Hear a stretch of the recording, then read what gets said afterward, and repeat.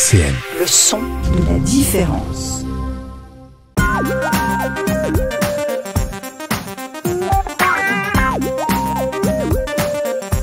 Réussite éducative sur RCN, animé par le clown Chamallow et David Richard.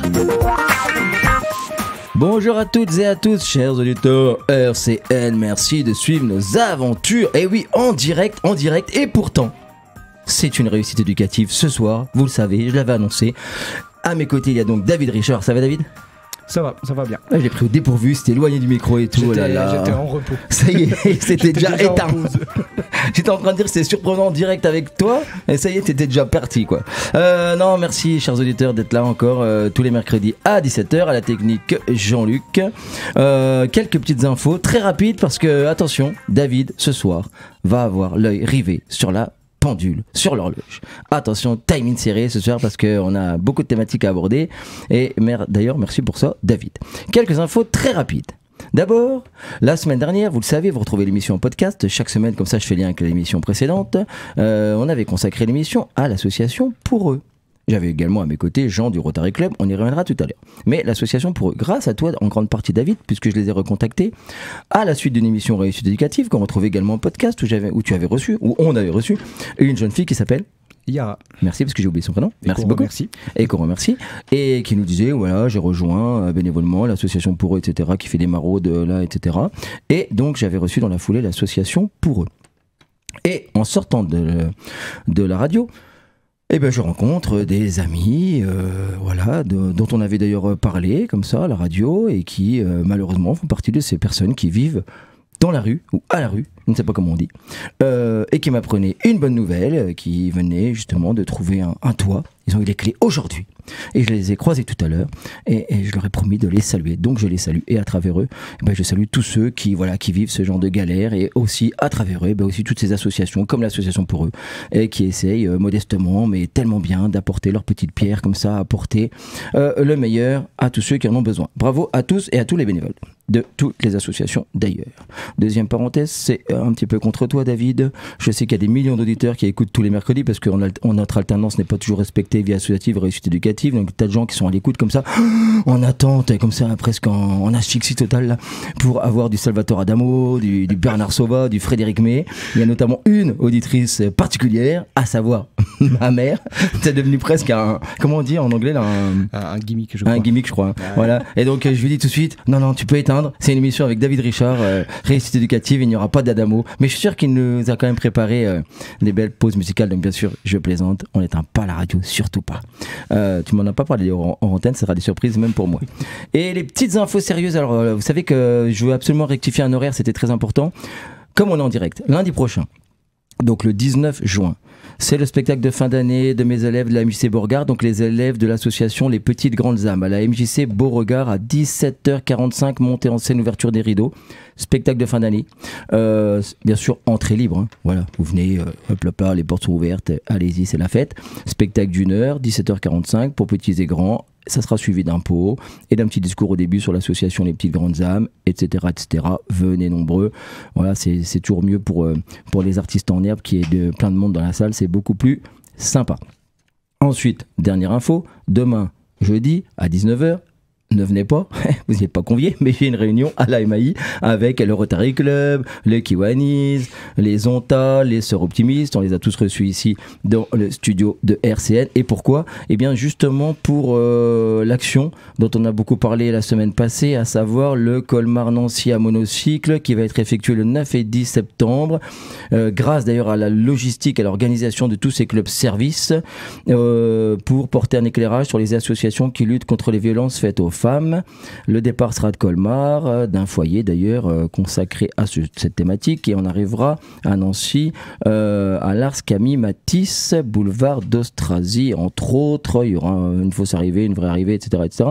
On en reparlera, mais à savoir que on va essayer pour ce défi de collecter des dons, notamment à travers une cagnotte Litchi, etc., etc., qui sera d'ailleurs évoquée sur l'antenne. Cagnotte Litchi, moi j'ai appris l'expression, hein, tu vois David, je suis fort. Voilà, Cagnotte Litchi qui sera évoquée régulièrement pendant l'été sur les ondes de RCN, et à savoir que ces dons seront intégralement reversés à France Victime 54, donc on en reparlera dans les prochaines émissions. Voilà. Et je crois que c'était tout. N'oubliez pas simplement ce qu'a dit Jean la semaine passée, c'est qu'il continue tous les mardis, Jean du Rotary Club, tous les mardis, sa permanence de collecte pour l'Ukraine. Ils ont encore hier récupéré plein de matériel hospitaliers qu'ils font partir comme ça avec un camion, une grande logistique. Donc ça, c'est tous les mardis à Villers. N'hésitez pas à nous contacter, on vous donnera tous les renseignements à Villers. Donc une grande collecte, il récupère des habits, de plein de choses. Plein de choses, il en a parlé la semaine dernière, il le dit bien mieux que moi, vous retrouvez tout ça en podcast pour l'Ukraine. Ukraine qui s'écrit AI et non E, comme je l'ai dit, je l'ai écrit hors antenne, rectifié par un de nos invités, mais c'est bien sûr David qui va tout de suite faire le tour de table et on va tout de suite savoir lequel a rectifié mon orthographe pourri. Voilà, chers auditeurs, quelques infos. Tout de suite, David, teasing d'aujourd'hui. Non, en fait, on va faire pas ça, parce que j'ai une petite annonce aussi. Tu fais même pas de tour de table, oui. Comment c'est mal fait cette émission. C'est fait n'importe comment. Non, il se passe quelque chose là au niveau de la médiathèque du Haut-du-Lièvre qui redéménage encore. On avait suivi les aventures de la médiathèque après les incendies au Tamaris. Enfin voilà, ça avait été une période un petit peu compliquée. Donc là, il redéménage pour se réinstaller. C'est le mercredi 28 juin, donc médiathèque du Haut-du-Lièvre. Elle retrouvera le bâtiment des Tamaris. Et en fait, ils organisent un événement qui va être plutôt très festif, avec une batucada, avec des échassiers, avec un célèbre animateur local en maître de cérémonie pour tout ça. Voilà. Et en fait, ils veulent proposer aux gens de faire une chaîne humaine. Ils ont besoin d'une chaîne humaine de 300 mètres de long qui reliera la tour des énergies où il se trouve actuellement pour rejoindre les Tamaris et donc pour faire circuler tous les livres. Donc le tout avec des animations autour. C'est chouette. Je pense que ça peut être très chouette. Ah ouais. Le rendez-vous, c'est donc le mercredi 28 juin à 13h30 devant la Tour des Énergies et la chaîne humaine, ils estiment qu'il faudra qu'elle fonctionne jusqu'à 15h. Voilà. Si vous voulez simplement regarder, simplement voir un peu ce qui se passe, le rendez-vous est à 14h entre la Tour des Énergies et la médiathèque Tamaris. En plus, il y aura un événement, ça bouge en bas de chez toi. À peu près, je crois que c'est à la cuisine ouverte, donc tout ça sera très voisin, donc il y aura beaucoup de choses à faire au même endroit. Donc voilà, mercredi 28 juin, à partir de 13h30, 14h, ça peut être intéressant. Si vous voulez participer à la chaîne humaine et aider à rapatrier tous les livres, il faut contacter la médiathèque du Haut-du-Lièvre au 03 83 98 34 24. Génial. On va faire un petit tour de table avec en plus une annonce dans le tour de table parce que c'est quand même extrêmement mal foutu, tu l'as dit. J'ai dénoncé. Voilà. Non, on va demander aux invités de se présenter très succinctement, mais l'un des invités aura un petit truc à ajouter. Je commence ? Bon manifestement oui. Du coup, bonjour tout le monde. Moi, c'est Victoria, photographe. J'étais déjà venue il y a quelques temps pour parler un peu de mon travail, notamment dans un cadre plus éducatif, on va dire. Et du coup, voilà, je pense qu'on va encore parler de ça aujourd'hui. Ouais, on va cibler un peu plus sur les ateliers familiaux, puisque toi, tu avais fait des ateliers collectifs avec les jeunes au Collège La Fontaine. Là, on va aller sur un aspect plus intimiste, on va dire. Bonjour, je m'appelle Emilio. Je vais vous parler d'un jeu vidéo qui s'appelle Fortnite. C'était sûr qu'il allait t'interrompre là, c'était sûr. Déjà, tu vois, il a appris Cagnotte Litchi, donc ça faisait beaucoup pour lui. Il est en saturation, tu vois. Ouais, sérieux. Donc c'est quoi le jeu ? Il s'appelle Fortnite. D'accord. Et je le dis aux auditeurs, c'est toi qui rectifie mon orthographe avant qu'on prenne l'antenne. Bravo. Très fort. Et tu as une petite annonce à faire, puisque du coup, un de mes collègues de la mairie t'a chargé de faire une annonce ici même. Oui. Samedi 8 juillet, il y aura une block party à Laxou-Champ-le-Bœuf. Maxéville-Champ-le-Bœuf. À Maxéville-Champ-le-Bœuf, au parc Léo Lagrange. Il y aura une block party. Il y aura plein de graffeurs professionnels qui viendront repeindre les murs du Léo Lagrange. Il y aura des stands et des activités et c'est gratuit. Et voilà. À partir de quelle heure il t'a dit ou pas ? Non. Je crois que c'est l'après-midi, hein, on peut compter. J'ai pas l'heure non plus complètement en tête, mais ça doit être 13h30, 14h, quelque chose comme ça. Donc si on résume, Léo Lagrange, bloc party, donc graffeurs professionnels qui viennent faire des démonstrations. Parc Léo Lagrange, on l'a dit, Maxéville, on l'a dit. Je crois que je suis en train de faire un truc horriblement redondant. T'as dit tout ce qu'il fallait, je m'arrête tout de suite. La date c'était ? Le 8 juillet. Ouais, 8 juillet, parfait. Samedi. Et terminons ce tour de table à ma gauche. Ok, moi je m'appelle Jean-Claude. S'il faut relever le micro, ça va être plus dur. Faut que je alors tu peux toi-même te déplacer vers le micro, tu vois. Je m'appelle Jean-Claude, je suis chargé de faire du soutien scolaire en famille, à la maison, pour aider à faire les devoirs dans de bonnes conditions. Voilà, merci bien. Écoutez, on va se faire une petite respiration musicale sur le thème du jeu vidéo, puisqu'il s'agit d'un extrait que j'aime beaucoup de la bande originale du film Avalon, qui est, je le fais bien, qui est sorti il y a déjà pas mal d'années, mais qui est, je trouve, une petite pépite sur la, comment dire, une sorte de dystopie autour du jeu vidéo que je trouve vraiment très très bien. Réussite éducative sur RCN. Eh oui, chers auditeurs, et oui, nous sommes éclectiques, on est sur le plan musical. Et nous avait parlé d'une, comment tu as dit tout à l'heure, j'ai trouvé ça très joli, une respiration musicale. Et là, c'est vrai qu'on a bien respiré là. Ah, on a bien respiré. Personne n'a su, c'est bon. Enfin, oui. Alors, c'est parti, David. Tu veux commencer par tac tac tac. Ah bah je veux commencer par rien de spécial, hein. Moi je dis qu'on va écouter Emilio nous parler un petit peu de Fortnite, voilà. C'est important parce que juste je me permets de faire une mini intro. Fortnite c'est un jeu dont on entend énormément parler, il y a plein de gens qui s'intéressent pas aux jeux vidéo qui en ont entendu parler, des fois on en parle dans la presse, dans Le Monde, dans des grands titres de presse, comme un phénomène ludique et économique aussi. Donc je trouve que c'est intéressant avant que quelqu'un qui pratique, qui fait, qui joue puisse nous expliquer un petit peu en quoi ça consiste, parce que je pense que parmi les gens qui nous écoutent, il y a plein de gens, ils savent pas exactement ce que c'est, ils ont peut-être même des idées préconçues. Ou pas, peut-être qu'ils ont raison, je ne sais pas. J'allais justement rajouter, et des fois on n'en a pas entendu parler. Oui, à part toi. Comme d'habitude dans cette émission, à part toi. À toi de jouer, Emilio. Fortnite, c'est un jeu vidéo. Le but, c'est de tuer les autres joueurs. Le but, c'est de gagner. Quand on gagne, on appelle ça une victoire royale ou un top 1. Il y a plusieurs modes. Il n'y a pas que du Battle Royale. Il y a des entraînements, des Blue V Red et plein d'autres trucs comme ça. Et est-ce que tu peux nous expliquer ce que c'est le principe d'un Battle Royale, qui est le départ du jeu, effectivement, même s'il y a d'autres modes? Le Battle Royale, en fait, on atterrit sur une map. Et en fait, on doit trouver des coffres et trouver des armes. Et le but, c'est de tuer les gens qu'on croise. Donc on arrive avec aucun équipement sur la carte, je vais le redire. Parce qu'il y a plein de gens qui nous écoutent, si tu dis map, ils vont pas... ça marchera sur pas. Sur la carte. Mais ouais. À part une pioche. Ah, d'accord. Qu'on choisit. Il y a des pioches, des personnages, on peut choisir le style. Il y a aussi des sacs à dos, des sacs, des planeurs et plusieurs choses comme ça. Des camouflages de pistolets et plein d'autres trucs comme ça. Et je te laisse peut-être reprendre ton développement. On peut aussi inviter des autres joueurs, des amis, pour jouer avec nous. On peut jouer en duo, en solo, en trio ou en section. Section, c'est jouer à plusieurs, à 4 par exemple. On peut jouer les équipes sont à 4 maximum ou ça peut être des équipes plus importantes? On peut être jusqu'à 6 à mon avis. Parce que la dernière fois on a été jusqu'à 5. Il y a aussi en Battle Royale, il y a d'autres modes aussi qu'on appelle du classé. On peut jouer en solo, en duo ou en section.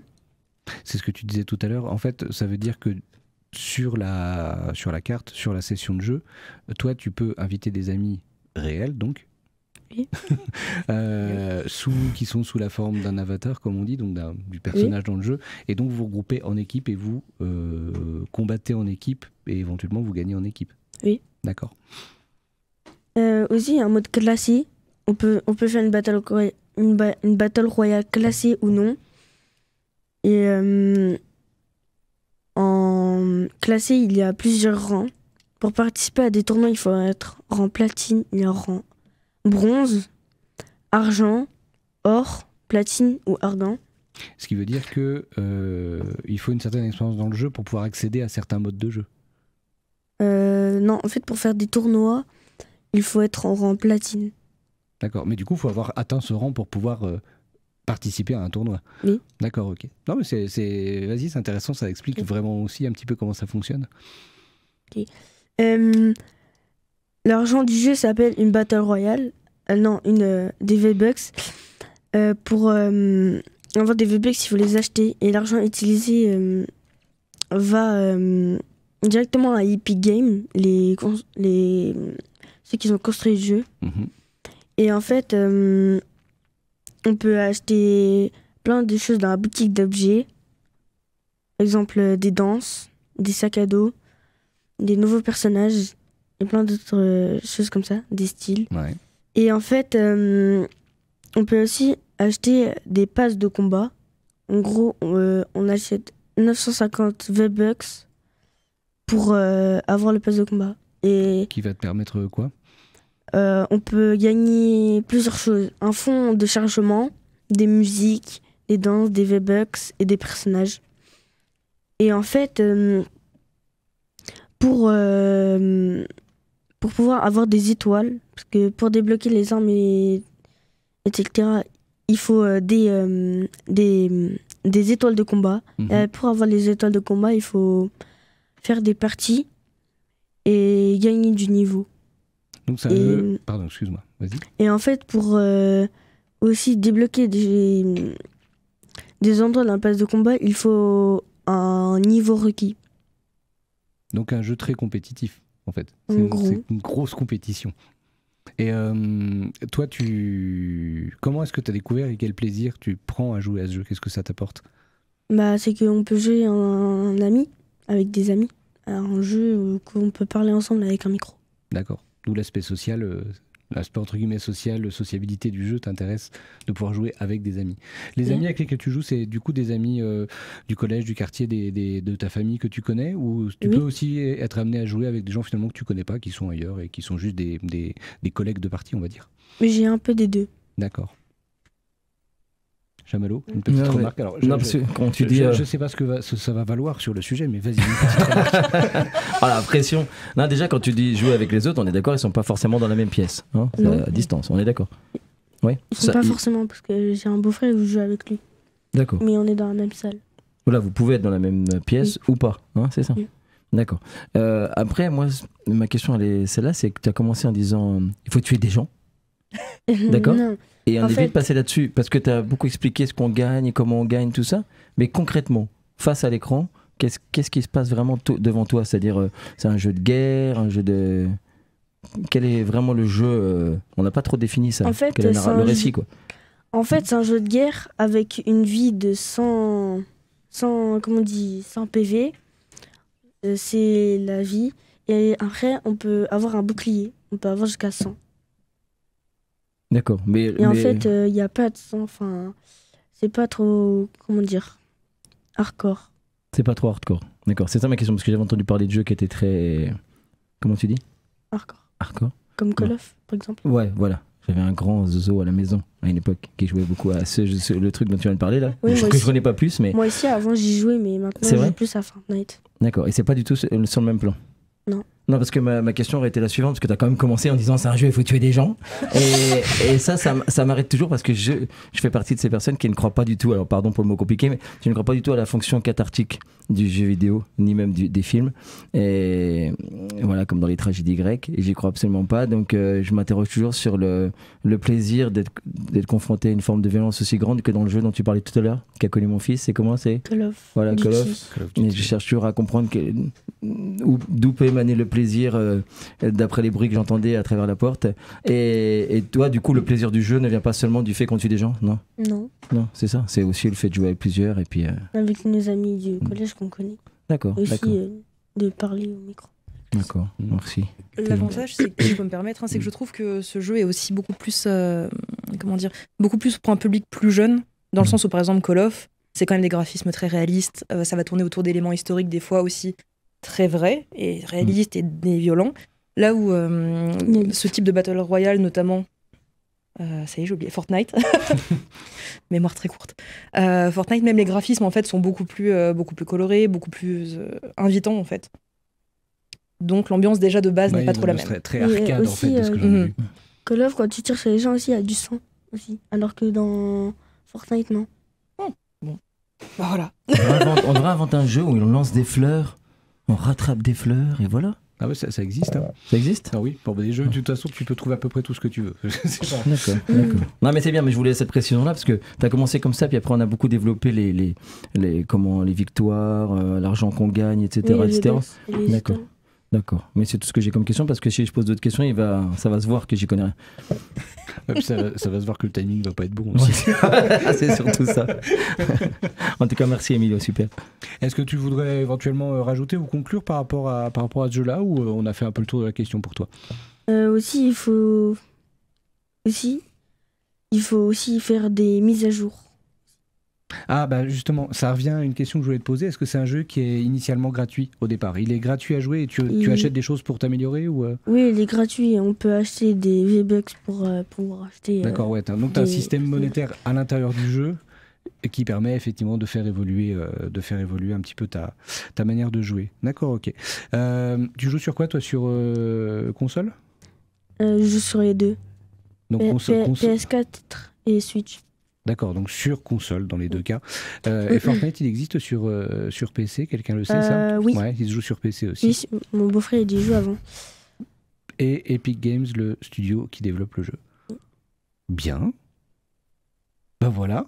Je suis content parce que c'était la première fois que tu venais parler d'un sujet. Donc déjà, merci, c'est super cool.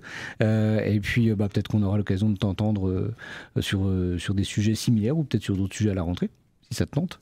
Oui, j'ai une idée en tête. T'as une idée en tête? Ben voilà, très bien, nickel. 17h, 18h, réussite éducative sur RCN. Ah oui, oui.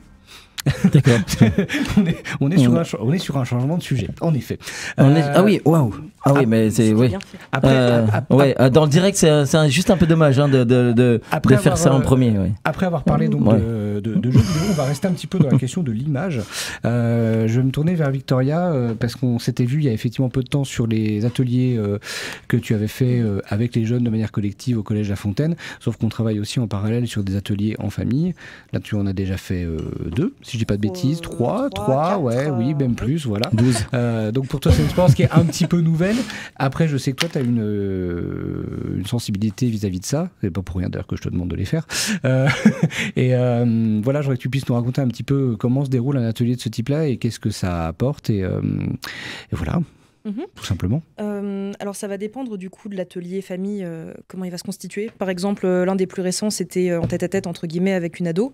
Et du coup, à partir de là, ça a été un travail vraiment sur l'image de soi. Et ça a presque un côté un petit peu narcissique dit comme ça, mais vraiment, on s'est regardé le nombril. Et on s'est demandé comment est-ce qu'on allait pouvoir le montrer au monde sous son meilleur angle, quoi. Et il y a des nombrils qu'il faut savoir mettre en valeur, voilà. Non, mais c'était joli, métaphore, tout ça. D'accord, ok. Et sur d'autres ateliers, comme ceux avec des familles avec donc plusieurs personnes dedans en même temps, ça va être plus l'occasion de se rapprocher, recréer du lien. Là, notamment, il y avait une sorte de petite activité, un petit jeu qui s'était mis en place. C'était de prendre en photo des choses qui nous semblaient importantes chez soi ou des objets qui nous semblaient importants pour nous.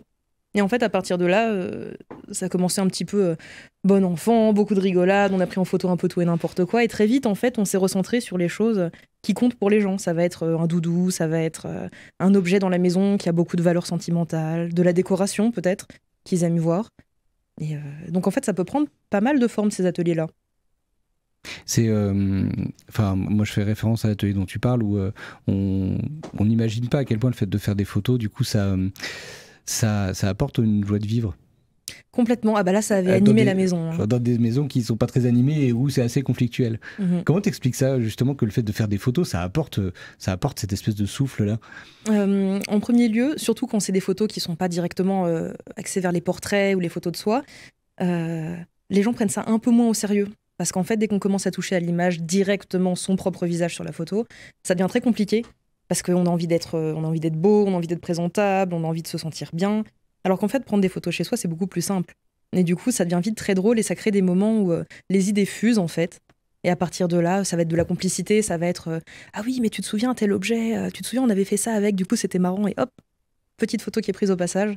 Donc ça permet aussi de se replonger dans ses souvenirs et un peu de colorer son quotidien, quoi. Et dans ton expérience à toi, le fait d'arriver justement chez des gens que tu connais pas ou peu, tu arrives chez eux, tu vas faire des choses avec eux, tu vas prendre des photos avec eux, ça te fait quoi toi de ton côté? Alors il y a un côté petite souris en fait qui se cache et qui va un petit peu regarder ce qui se passe chez les gens. Et la curiosité du coup est tout à fait remplie de mon côté, donc c'est très chouette. Et surtout, ça me permet aussi de les découvrir autrement que juste dans une conversation où on va parler. Encore une fois, on va avancer ce qu'on veut avancer sur soi quand on rencontre quelqu'un. Là, chez les gens, on voit tout. On voit que ce soit leur goût en décoration, que ce soit à quoi ils apportent de l'importance, du coup, dans ce cadre-là. Et oui, c'est ça, en fait, on les découvre autrement, par leur chez eux. Chamallow, est-ce que ça t'inspire des réflexions? Oui, mais déjà, la dernière fois, j'aime beaucoup ce côté poétique de la photo, qui est l'art de savoir observer. C'est déjà ça. Je trouve que là, dans la photo, c'est beau comme tu en parles. C'est pour ça que ça fait des années. J'ai toujours été curieuse et petite souris dans mon coin. Et le jour où on m'a mis un appareil dans les mains, là, j'ai été petite souris, mais publique. Donc. Non, mais c'est vrai, c'est la photo comme. En fait, c'est capter un instant, un moment d'une émotion, de notre passé, de notre présent, et la conserver. C'est apprendre à regarder notre passé, à regarder notre présent avant d'appuyer sur le bouton, ça s'appelle comme ça. Jusque-là, tout va bien. Jusque-là, tout va bien. Non, mais c'est ça. C'est prendre la photo, c'est déjà apprendre à observer. Et savoir. Et c'est beau, ça. Vraiment regarder dans le détail. Ça, c'est très important. Juste quand on voit une pièce, bon, d'accord, on va se dire c'est un salon, c'est une cuisine, c'est une chambre à coucher, peu importe. Mais c'est plus que ça, en fait. La salle à manger, ça va être la salle dans laquelle les gens, la plupart du temps, se retrouvent tous les jours pour se raconter leur fin de journée, pour se raconter le dernier truc qu'ils ont vu, qu'ils ont fait autour d'un repas. Donc c'est plus que juste une pièce, c'est une expérience dans la maison, quoi. Chaque pièce est sa propre expérience. Ouais, mais ça, cool. Ce que je veux dire, c'est que sans l'activité photo, on se serait peut-être pas posé ces questions. On passe comme ça, hein, on passe à travers les lieux, à travers le temps. C'est très philosophique cette émission, mais on passe. Et finalement, l'activité photo fait qu'on se pose une question. Voilà que, en vérité, on s'arrête sur les choses, mais inconsciemment.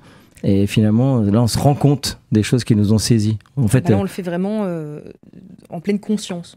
On vit dans sa maison pendant peut-être 1 heure ou 2, en pleine conscience, et en observant, en se rendant compte de ce qui nous entoure et de nos détails, quoi. Ce qui serait intéressant, c'est un petit texte qui dirait pourquoi j'ai choisi cet objet. Parce que finalement, nous, on va sélectionner, saisir des objets, les prendre en photo, et on se rend compte, quand on les choisit, qu'en vérité, c'était depuis longtemps déjà eux qui nous avaient saisis, en vérité. Parce que c'est eux qui nous avaient capté notre attention. Il y a peut-être 10 objets dans la pièce, mais en fait, sur ces 10 objets, on ne sait pas pourquoi, on s'en était pas rendu compte. Il y en a un qui nous avait capté affectivement. Et en voulant prendre la photo, on va dire c'est celui-là qu'on le prend en photo parce que on s'en était pas rendu compte, mais il y a une relation avec cet objet-là. On ne sait pas pourquoi, il est important. Et c'est ça que je trouve beau dans l'activité photo, c'est que ça révèle des liens qu'on avait établis avec les objets, avec des gens, avec des choses. Et c'est beau. Ça aussi, c'est beau, ça.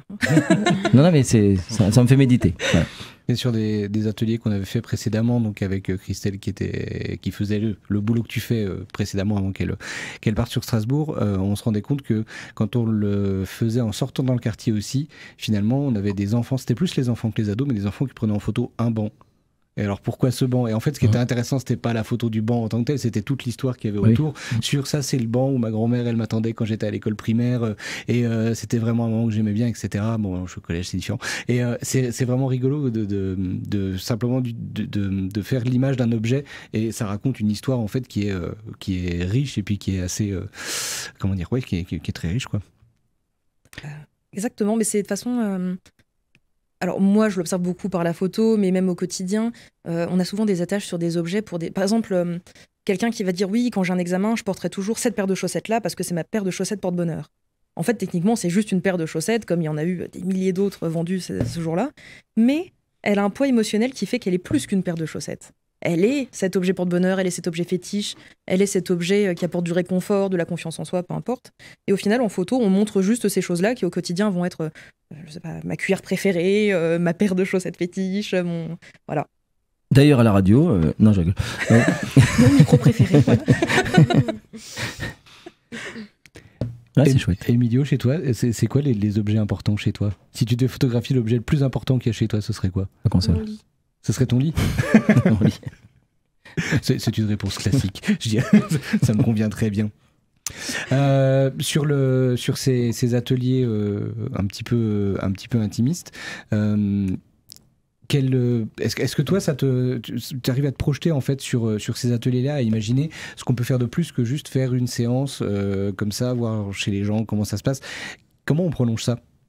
En discutant avec les gens, au fur et à mesure, il y a une sorte d'ambiance très, très à l'aise et très en confiance qui se met en place. Et à partir de là, en fait, avec ce qu'ils me disent, ça me donne plein d'idées en tête, en prenant par exemple leurs loisirs, leurs passions, ou les choses qu'ils ont toujours aimé faire et qu'ils n'ont pas forcément osé. Ne serait-ce que mettre ça en image, ça peut être cool. Et l'autre jour, il y avait notamment la question de l'identité, et notamment l'identité de genre qui était revenue. Et là, pareil, encore une fois, comment est-ce qu'on se perçoit comment le monde nous perçoit autour, à nouveau. Et ça va être aussi là une question de qu'est-ce qu'on va appeler, par exemple, la féminité. Parce que moi, je sais que la féminité, j'ai mes propres codes dessus. Là, ça va être intéressant de les observer à travers l'œil de quelqu'un d'autre, pour qui ce ne sera pas forcément le fait de se maquiller, de mettre des jupes, ce genre de choses. Parce qu'en fait, tout ça, c'est des concepts très abstraits et du coup très personnels. Et il y aura autant de bonnes réponses qu'il y aura de personnes en fait, à qui on posera la question. Et ça, en photo, c'est ça que je veux voir. Toutes ces réponses. Pas mal, hein. C'est chouette. Bravo. Très correct. Très correct. J'achète. Merci pour cette prolongation un petit peu de ce qu'on avait dit la dernière fois. C'est intéressant parce qu'on va enchaîner après une petite pause avec Jean-Claude, mais Jean-Claude il va aussi chez les gens. Et donc on va aussi avoir des petites questions là-dessus. Notre petite souris. Il a été chez plein de gens, Jean-Claude, attention. Hein. Moi je veux bien aller chez les gens, moi, n'hésitez pas à m'inviter. Mais en attendant une petite pause, on se retrouve tout à l'heure. Oui, j'ai peur. Jusqu'à 18h, réussite éducative sur RCN, animé par Chamallow et David Richard. Tiens, d'ailleurs, David Richard, on va te poser une question. Allons-y. Qu'est-ce que c'était cette pause musicale ? C'était Vance Filtia et c'était des coups, des cœurs. C'est une très belle chanson. C'était des pauses très légères hein, aujourd'hui. Ouais, je te reconnais pas, c'est calme. Je mettrai du punk la prochaine fois pour revenir dans ce que... Je connais pas plus que d'habitude, mais c'est calme. On avait dit qu'on enchaînait avec Jean-Claude, alors c'est ce qu'on va faire. Jean-Claude, je vais te laisser peut-être te présenter, expliquer un petit peu d'où tu viens et comment tu es arrivé sur cet accompagnement scolaire. Je sais même plus comment on s'est rencontrés d'ailleurs, faudrait que tu me le redises. Ah bah je vais tout dire là, Alors, donc merci l'invitation. Moi je suis Jean-Claude, je suis retraité. Donc un retraité, ça cherche des petites activités. Et voilà. Et donc je vois sur Facebook un appel de David qui dit « Mais j'ai besoin de gens qui interviennent pour faire du soutien scolaire. » Voilà. C'est ça. Et tu as répondu présent depuis, ça fait... 3 ans. Ça fait plus de 3 ans que tu fais ça. Oh non, je serais mort là. Non, écoute, j'avais l'impression que ça faisait beaucoup plus que toi, comme si tu avais toujours été là. 3 et demi, c'est sympa. D'accord, donc quand tu parles de soutien scolaire, moi j'aime bien remettre le terme d'accompagnement scolaire. C'est important pour moi parce que tu fais plus que du soutien scolaire. Souvent, soutien scolaire, ça signifie un petit peu, en général, aider pour les devoirs. Or, le travail que moi je demande aux intervenants déjà, et que toi tu fais en plus, c'est un peu plus que ça. Il y a toujours un impact là du cahier de devoirs, heureusement. Qu'est-ce que je fais, moi, de fait ? Je joue grand-père, ce qui est assez facile, parce que des cheveux blancs.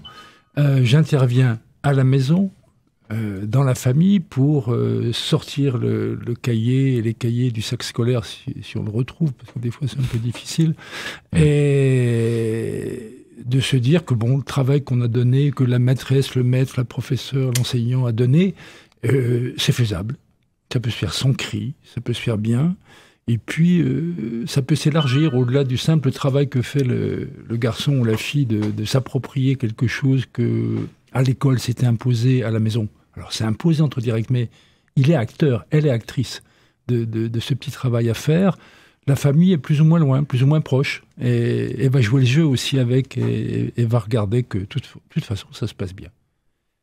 Bon, mon idée, c'est que alors bien sûr, c'est de la réussite scolaire. Je ne suis pas sûr qu'ils vont être passés en premier de classe, parce que s'ils ont appelé à l'aide pour dire qu'il y a besoin d'un coup de main, mais c'est qu'ils se reprennent une méthode, qu'ils se reprennent une régularité, qu'ils fassent eux-mêmes, et pas en opposition. Ce qui est intéressant, donc, c'est que tu fais ça au domicile des gens. Je fais justement le petit lien, c'était pas directement le sujet, mais comment ça se passe du coup d'aller chez les gens comme ça, qu'on ne connaît pas. Alors on essaie de faire le lien tous les deux, généralement, je le fais avec les autres intervenants aussi, c'est d'aller, que je sois présent au premier rendez-vous, mais c'est quand même particulier. Oui, c'est particulier, ouais, mais c'est bien, c'est très positif. La première, peut-être rappeler quand même que moi je vais pas frapper à ta porte ou à votre porte comme ça pour dire vous avez besoin de moi. C'est une discussion qui a eu lieu entre David, le centre social, l'enseignant et la famille, et les 3 sont d'accord en disant oui, en ce moment il y a besoin d'un coup de main parce que c'est dur, parce qu'il y a une rupture, parce que sais-je. Et puis moi, je rentre dans un milieu que je découvre. C'est un voyage vraiment intéressant, des fois par caractère, mais par nationalité, parce qu'il y a des nationalités très très différentes, il y a des relations très différentes, et souvent il y a un soulagement de se dire ah oui, c'est faisable, ça rassure. Il y a une ou deux séances peut-être un peu difficiles de dire oh là là, je suis bien. La première séance, souvent j'ai des enfants qui sont peignés, gominés, nettoyés, habillés. La deuxième séance, ils sont en pyjama. Ça veut dire que ça se passe bien, c'est plus relax. Voilà, et donc c'est tout bien. Ma plus grosse difficulté, perso, c'est pas ce que je dis ou ce que je fais avec eux. Là, il faut s'ajuster sans arrêt. Hein. Chacun a son caractère, ses besoins. C'est les mamans qui sont les plus dangereuses. Parce que les mamans, pour traduire des remerciements et de l'amitié, peuvent préparer des tomates farcies et des pommes de terre sautées à 15h pour dire « faut manger ». On est content que vous veniez, on vous le traduit et faut y aller. Alors là, je coince un peu, nettement. En dehors de cette petite parenthèse, c'est vraiment un voyage fantastique. Parce que de toute façon, il y a une demande, ils sont volontaires, ils ne savent pas non plus comment ça va se passer, mais ça se passe bien, c'est cool. Non, mais moi je suis impressionné parce que surtout si par le début de ce que tu as dit, c'est-à-dire les côtés sortir le cahier du sac, le retrouver, c'est-à-dire je trouve ça important parce que c'est sûrement donc si on fait appel à toi par le biais de David et tout ça, c'est sûrement qu'il y a l'instant, le moment de voir était devenu une problématique au sein de la cellule familiale. Ne serait-ce que, moi je parle pas des compétences acquises, etc., sûrement des difficultés dans telle ou telle discipline, c'est autre chose, mais c'est sûrement que le simple fait de cet instant de voir à la maison, le fait de sortir les affaires du sac et de se poser pour cette activité-là qui est fondamentale, elle était devenue problématique au sein de la cellule familiale, et je trouve ça très bien comment tu l'expliques, c'est que déjà l'aide que tu apportes, c'est celle-là, c'est juste que l'enfant va de nouveau accorder à... Après, tu vas peut-être prolonger en disant aussi ce que ça peut apporter dans l'acquisition, les savoirs, les compétences. Est-ce qu'il y a une progression ? On va te harceler de questions avec David, mais je trouve ça bien, c'est que c'est déjà ça que tu apportes, c'est réapprendre. On parlait de lecture hors antenne tout à l'heure, de cet équilibre qu'on a dans notre quotidien à avoir, et bien que dans cet équilibre de la journée de l'enfant, il y ait l'apprentissage qu'il faut ce moment-là, cette pause. Il y a les dents le soir, les 3 minutes de dents, et il y a le moment de sortir les affaires du sac, etc. Et je trouve ça important. C'était encore plus important qu'après ce que ça va permettre d'amélioration des acquis, non ? Oui, je suis complètement d'accord. De toute façon, le signalement, je pense qu'il commence dans la classe pour dire il y a quelque chose qui ne va pas, il n'y arrive pas, il n'y a plus de dialogue, il n'y a plus de confiance, etc. Donc c'est permettre déjà de retrouver le sac et de se dire, de découvrir avec étonnement que c'est faisable et que ça peut se passer tout bien et que ça fait du bien et qu'on est rassuré et qu'on repart plus solide le lendemain à l'école pour dire mais moi j'ai fait des essais, j'ai fait des devoirs, j'ai un brouillon, je peux le montrer et je progresse dans la compréhension. Et donc ça reconforte, ça rassure. Je pense que c'est bien. Et donc après le dialogue avec l'enseignant peut se refaire plus tranquille. Et pas que l'enfant, mais c'est toi qui vas le dire parce que c'est toi, moi c'est une question de novice. Mais au Champ de Bœuf, quand j'avais l'âge des enfants dont tu t'occupes, moi c'était l'assistante sociale qui venait à la maison une fois par semaine pour faire ce boulot-là. Et je me souviens que c'était un apprentissage pour toute la cellule familiale. Parce qu'en fait, il n'y avait pas le temps donné aux devoirs. C'est pas seulement parce que... c'est sûrement ça aussi. Mais c'est pas seulement parce que l'enfant n'y accordait pas, mais c'est aussi parce que avec souvent plusieurs enfants, toutes les choses à faire le soir, ou des familles monoparentales, où j'en passe, point de suspension, il n'y avait pas... c'était pas acquis de savoir comment faire pour accorder ce temps au devoir. Il y avait tellement de choses à faire, tellement s'occuper des petits frères, des petites sœurs, etc. C'est toute la cellule familiale qui n'avait pas vraiment encore réussi à donner ce temps-là, à ce moment-là, et se poser. Donc c'est un apprentissage global, quoi. C'est exactement ça. C'est exactement ça. C'est de se dire que dans le fond, il y a un temps, on peut se poser. Ça sera un quart d'heure, une demi-heure. Ça va varier à chaque jour et à chaque quantité de choses à faire. Et puis de l'accroche, parce que des fois, on est fatigué, on n'a pas envie de bosser. Des fois, ça pète le feu, on va le dire comme ça. Ça dépend. Mais c'est ce temps-là, cet espace-là qui est reconquis. Dans le temps ça. et dans la géographie de la cuisine ou de la salle à manger, pour se dire, ah bah oui, on peut s'installer là, oui, ça marche. Tout bon. Ah, c'est chouette. Le lien avec les enseignants, alors c'est une question naïve parce que comme c'est moi qui organise ça, je connais bien la réponse, mais je veux l'entendre avec tes mots à toi. Le lien avec les enseignants, ça fonctionne comment et ça se passe comment? Alors, en tout cas cette année, ça se passe très bien. Il y a eu peut-être des années où on avait du mal à communiquer. Je parle après chaque séance et avant chaque séance par Internet avec l'enseignant qui me répond, qui me guide. Je ne fais pas l'enseignant. Je fais l'aide au devoir, pour faire simple. Même si ça déborde ce cadre-là, je n'ai pas à moi de faire la pédagogie à réenseigner. Donc, il faut qu'il soit là pour me dire, c'était le cas hier, petit mail hier soir, pour dire, mais quand tu vas voir le garçon tout à l'heure, un CP, il a buté sur les additions colonnes avec retenue. Hier, c'était dur et ça n'a pas. Et on a repris ce matin, et puis j'ai découvert ce matin qu'il avait entendu pas mal de choses déjà hier, il les avait mémorisées. Il manquait encore un peu de fluidité et de souplesse, et on a fait ça, et ça a coulé très très bien. Donc ce lien avec l'école, pour moi, il est clé. Hein. Sinon, je suis paumé. Je ne sais pas où aller, moi. C'est pas... Et du coup, tout à l'heure, je t'avais posé des questions un peu très larges et presque sur les enjeux, du temps accordé et tout. Mais là, un peu plus léger peut-être, mais quand même c'est important pour toi, de ton point de vue là, plus celui de l'enfant. Moi je vois en essayant d'aider ma fille, il y a des choses que je sais plus, poser des divisions, etc., ou poser telle chose. Alors du coup, une question un peu plus légère, est-ce que justement tu es confronté à une replongée comme ça dans des... À chaque fois, à chaque fois, ne serait-ce que parce qu'il y a en français, mais en maths aussi, je l'ai redécouvert avec une jeune fille que je fais en 5e là.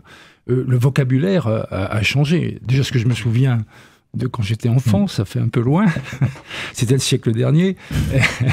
Et le vocabulaire a changé. Donc, à un moment donné, je dis, je ne sais plus que oui est un adverbe. Alors ça, je l'ai découvert, qu'on ne dit plus y égale à x plus b, mais c'est f de x égale à x plus b, que a, c'est le coefficient truc. Oui, il y a des fois, mais j'ai Internet avec moi. Sur le téléphone, on revoit le vocabulaire des définitions. Mais oui, c'est souvent. Hein. Et c'est pas simplement lié à des grandes classes, même des petites. Il y a une méthode. Par exemple, faire une division, je me suis inquiété pour dire, mais comment on l'enseigne aujourd'hui?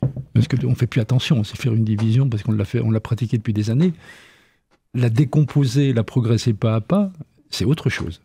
Oui, ça, il y a des variations, il y a des variantes, pardon. Oui, puis il y a une manière de faire. Oui. Donc, il ne faut pas non plus que je sois à 90 degrés par rapport à la méthode qu'a choisi l'enseignant.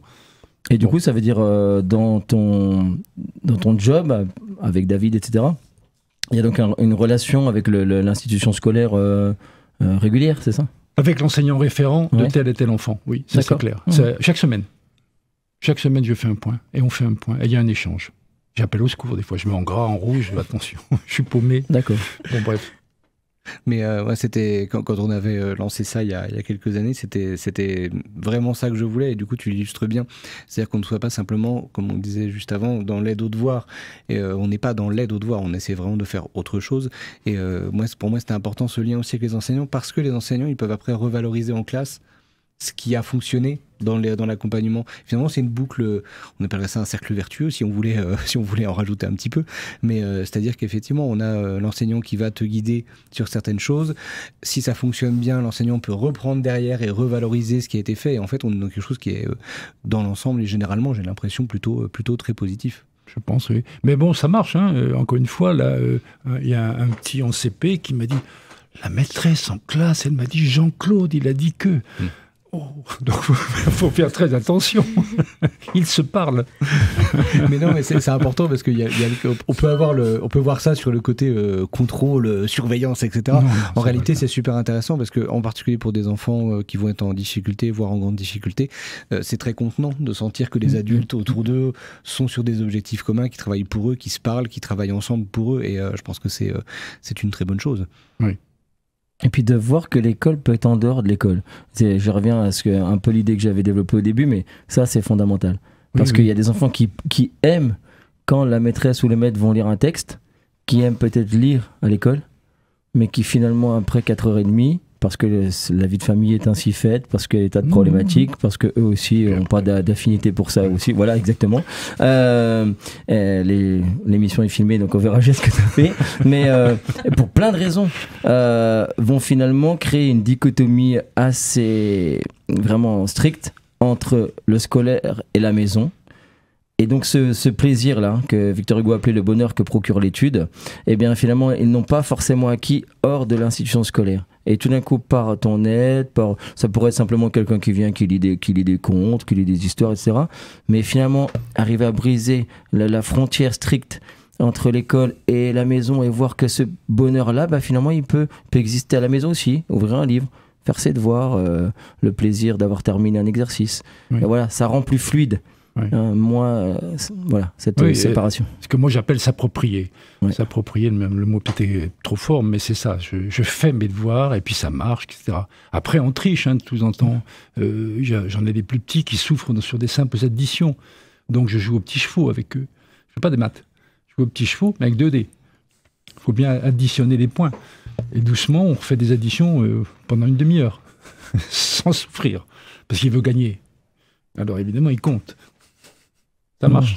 Non, mais c'est une super activité. Bon, ça me vient de le dire parce que celui qui a initié, il est à ma gauche, donc j'aime pas trop l'encenser, mais non, mais il est bien. Il est bien. Il est bien. Oui. Ouais, on va le garder. Oui, bravo David. Je reste alors. Non, c'est une expérience moi, que je trouve intéressante.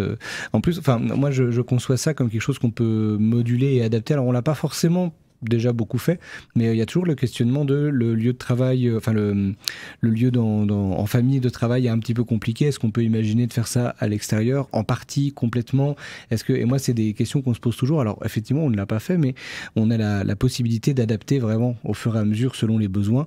Voilà, et puis de pas lâcher l'affaire des fois aussi le plus longtemps possible, et puis voilà, ça marche ou ça marche pas, mais il y a cette volonté de continuer d'être présent, on va dire. Oui. En tout cas, c'est un point de vue personnel. Moi, je préfère être sur un tabouret bancal sur un coin de la table de la cuisine avec les autres, clairement, parce que souvent ils viennent écouter, regarder, commenter. Il faut, alors après, des fois, ça me disperse, mais il faut revenir, mais bon, ça va bien. Et je pense que c'est important, ce lien avec le milieu familial. Si on sort, on va dans une salle qui n'est pas loin dans l'immeuble ou dans la maison, on perd ce lien.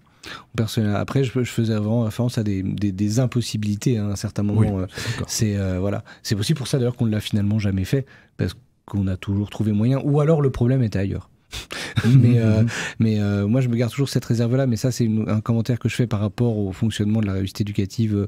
C'est l'idée d'essayer systématiquement d'adapter les choses à ce qui se passe, à ce qu'on voit, à ce qu'on constate, et aux choses qui pourraient empêcher, et puis de proposer des choses aussi qui peuvent être à certains moments très personnalisées. Alors des fois ça demande beaucoup de temps, d'énergie, voire de budget, puis des fois en fait c'est très simple, il suffit de rebondir sur des paroles. Je pense à toi Emilio, parce que je connais depuis quelques années, et souvent je t'ai vu dire ou faire un truc où toi t'as peut-être même pas eu conscience de m'apporter de la matière, mais à chaque fois je me disais oh là il y a un truc à faire, là il y a un truc à faire, et puis c'est ce qui fait qu'on est là aujourd'hui d'ailleurs entre autres choses, donc ça me fait plutôt bien plaisir, et je trouve que c'est quelque chose d'important. Je crois qu'on se dirige doucement vers la conclusion de cette émission, puisque je regarde la petite horloge, mais il reste un petit peu de temps. Et c'est dommage parce qu'il y avait encore plein de questions, parce que c'est vrai que c'est bien des fois d'être hors, comme tu dis, peut-être pour des tas de problématiques qu'on pourrait développer, mais on n'a pas le temps, hors de la cellule familiale ou de la maison, etc.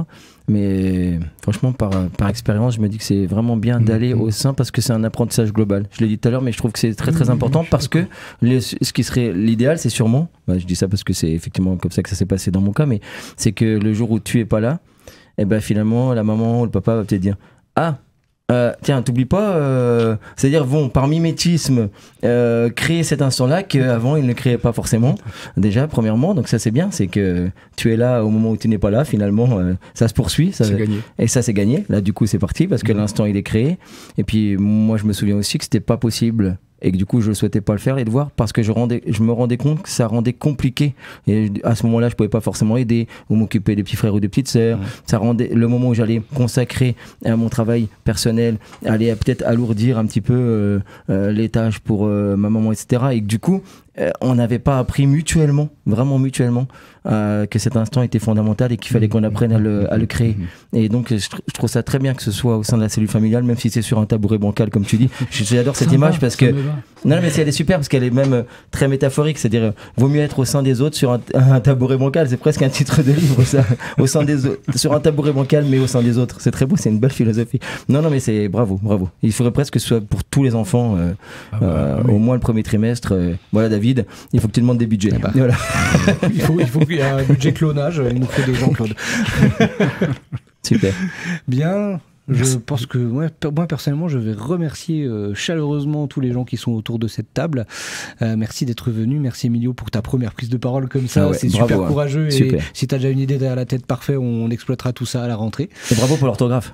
Et bravo pour corriger Chamallow qui écrit les noms des pays n'importe comment. Ouais, c'est clair. Voilà. On peut jouer à Fortnite, être bon en orthographe et lire des livres. En plus, c'est ce que tu disais tout à l'heure. L'un n'empêche pas l'autre. Et bravo à David pour le timing parce que c'est la première fois qu'on réussit à remercier tous les invités. Merci à Victoria, merci à Jean-Claude et merci à Jean-Luc, merci à, Jean-Luc. À la technique. Merci à David. À bientôt à tous. RCN, www.rcn-radio.org